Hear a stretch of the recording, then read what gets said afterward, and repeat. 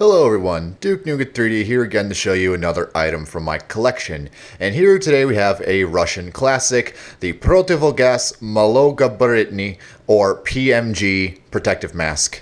Now, the PMG was introduced in around 1964 as a more lightweight, compact alternative to the SHM41M and SHM62 style masks.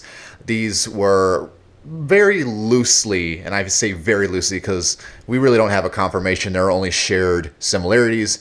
It was basically the Soviet equivalent of the United States M9A1 in the fact that it featured a side-loading canister, had a mustache-type TISO deflector system, and of course the nape strap as well. But aside from these key design features, the PMG shares no similarities to the M9A1.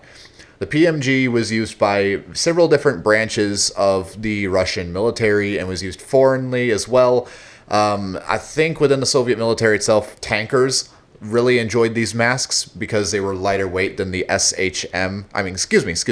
They were lighter weight than the SHMS optical protective mask, and they just, they're lightweight, very compact. Not a huge bulky piece of equipment to carry in the confines of an armored vehicle, and having that optical capability, but still being so close to the face that you have a fairly decent range of view was obviously a nice thing to have. The PMG, as far as I know, is only still in service with the Russian military for training, but as far as I know, not even that really as much. But it did have a very long lifespan.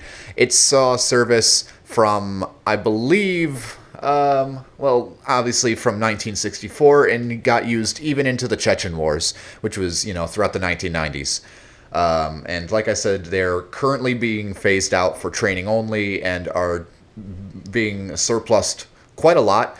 These were quite uncommon to find for a little while, but they are starting to pop back up again on the surplus market for around the $30 to $40 range for a complete kit, which mine unfortunately is not complete and is used, but still a very appreciated item in my collection and one of my favorite Russian masks. I just wish mine was more complete. Aside from Russia, most other Slavic nations probably had their hands on these. I know Mongolia used these, and I believe Kazakhstan used these as their main protective masks. That whole region. Outside of the Eastern Bloc, I'm not sure too many other people use these, but that's kind of typical of what you'd expect of a Soviet mask.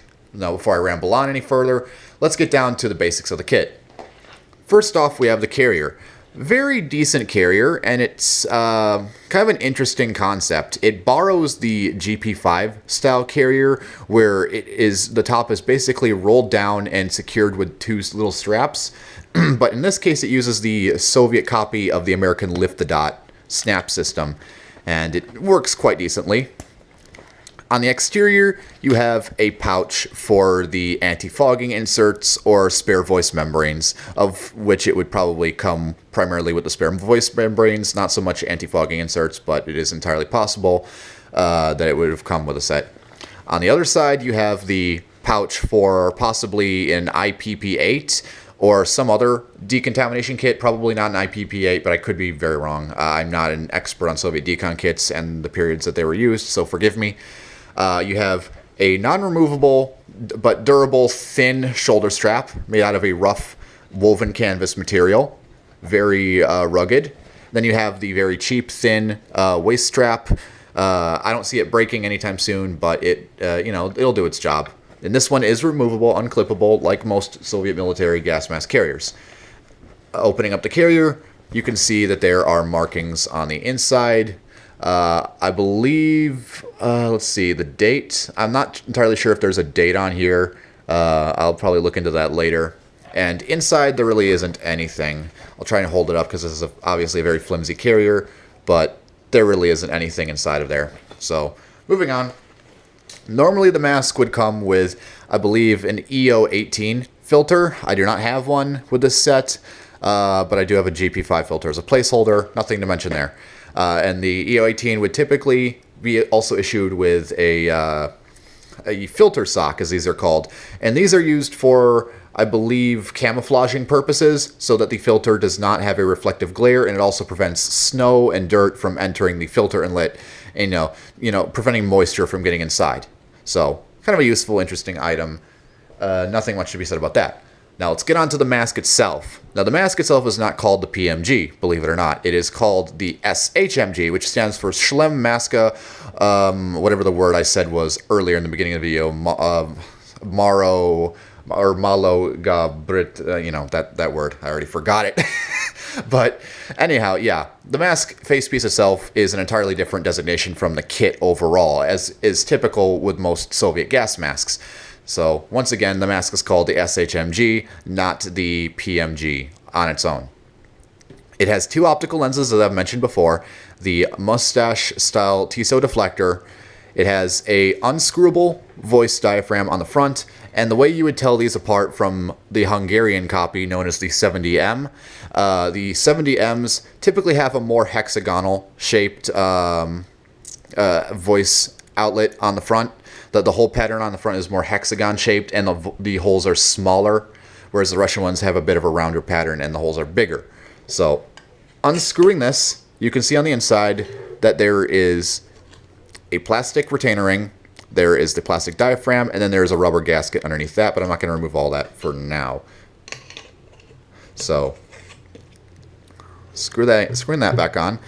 You can see the outlet valve is completely unguarded, which is kind of interesting. I don't know why they would choose to do it that way, but it is a double exhale valve, so even if something does get wedged underneath the valve disc, it does not cause an immediate leak and therefore a threat to your health in an NBC environment. You have a plastic ring holding both the valve seats in place. You have a size stamp of 3, which is a large. On the opposite side, you have the facepiece production lot of 3,322. It was made in Saratov City on the 4th quarter of 1985. So between, let's see, the last 3 months of the year. I'm not going to sit for an hour and think about it. Then another size 3 stamp.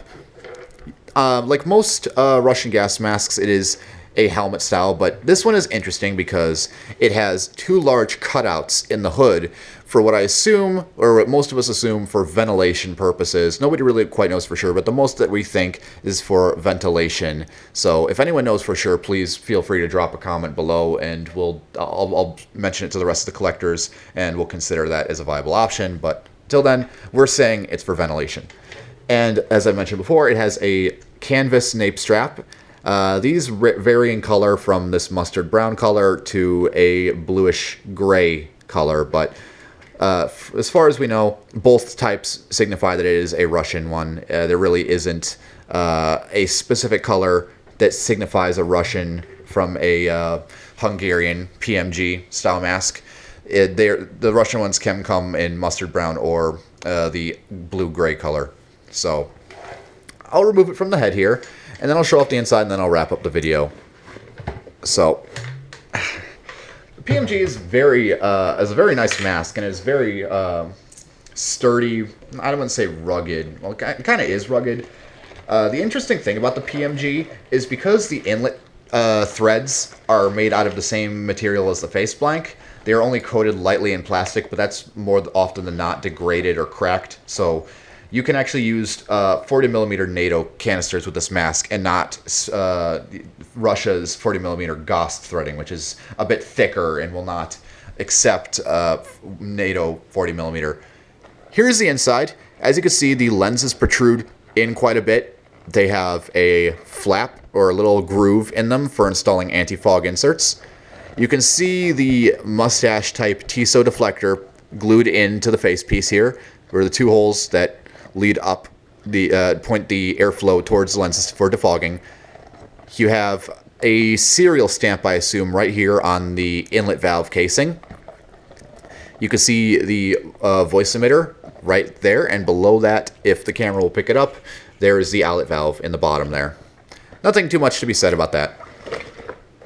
So that pretty much just wraps it up for the PMG. As I said, very nice mask, very iconic Soviet piece, seen in all sorts of media, from obviously the Half-Life series, as Combine, and many other things. So if you're thinking of picking up a Soviet gas mask that you want other than the typical GP5, I would go for one of these or possibly a PBF, which I also have one of and I'll be probably reviewing soon. So, that being said, I'm Duke Nukem 3D. Hope you enjoyed this review, and I will see you all next time.